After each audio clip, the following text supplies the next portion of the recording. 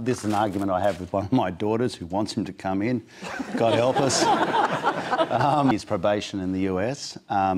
We have said that we have an intent not to let him in. He now has to prove that he is worthy of coming in the door. So we leave it in the laps of the lap of the lapdogs.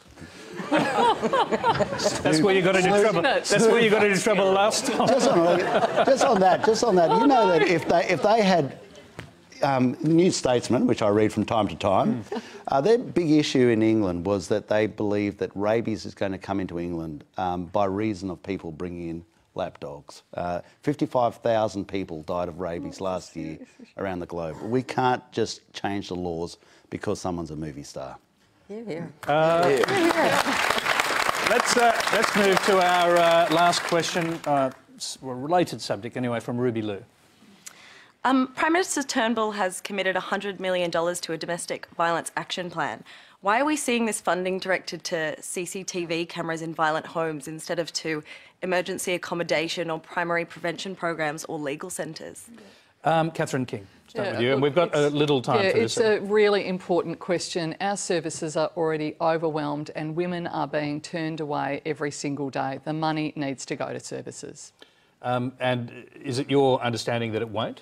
That is absolutely our understanding. The bulk of the money is going towards CCTV cameras and other measures. Some of them are very good measures, particularly some of the safe at home measures. Some of them are good measures, but the issue is really about how do we get funding into these services. The fact that women are being turned away who are in desperate circumstances is something we really have to do something about. Barnaby Joyce, should there be another look at how this money is being spent? Well, we've found $100 million. I don't think $100 million is going to fix the problem. It's going to assist. Deals with issues such as tracking, GPS tracking, putting basically the GPS tracking device on your ankle so that you don't go near the house where the lady is. When women present at a hospital and they've been beaten up, the capacity for them to get immediate legal advice rather than go back to that house where the problem is, where all of a sudden it apparently evaporates because they're intimidated into shutting up. Making sure that we have even a line so that guys who think they can't control themselves have a capacity to ring up and deal with that issue. More shelters so that people have a refuge to go to. But I don't think for one moment $100 million is going to fix it. It's one of those things why the budgets are so precious. When you find money, you can do good things with it, but you've got to be able to save and you've got to be prudent so we can find the money.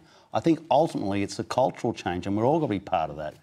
And this might seem a bit quaint and a bit whoopee, but I think we've got to start changing our attitude all the time in how we deal with women. Like, don't swear in front of them. It's not politically incorrect to open a door.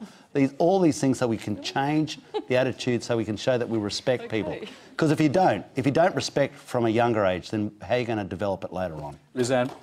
I think the education campaigns need to start in the schools. There's been some great initiatives at state level around this, but thanks to some young women, some children at school who've actually campaigned curriculum to deal with domestic violence. I think it's incredibly important. But the issue of the shelters, I couldn't agree with you more, Catherine. I mean, as a result of the cuts that we've seen previously, a lot of these shelters have had shut, and we've all heard terribly distressing stories about women in dire need. But let's say it's 100 million is not going to fix it, but it's a really good start. And it was Malcolm Turnbull talking about it holistically, about respect for women, about equality, about all the other issues that needs to be part of the agenda. John Roscoe? I don't think anyone thinks $100 million is the end of the story, and I'd actually differ a little with my co-panellists on this. I think there is a powerful signal to send, to say to Chris Brown, what you did is inappropriate. He has since the convictions. He's been here a couple of times. But since then, we've begun to change our attitudes and our approach. If he has to be made an example of, then I'm for it. David Marr. Whatever good things this money brings, it has to bring you've got to be able to get out, you've got to be able to get your kids out, and oddly enough, at times you've also got to be able to get your pets out. You've got to escape, and if the money does not cover shelter and escape, it is not getting to the fundamentals.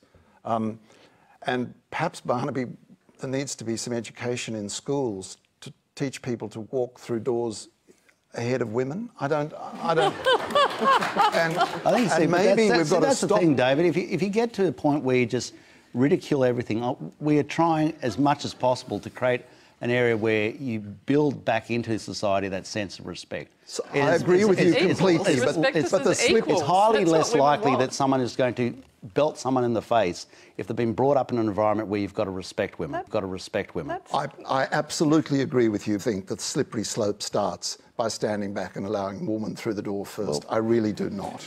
Well, Okay, all right. do it in your way.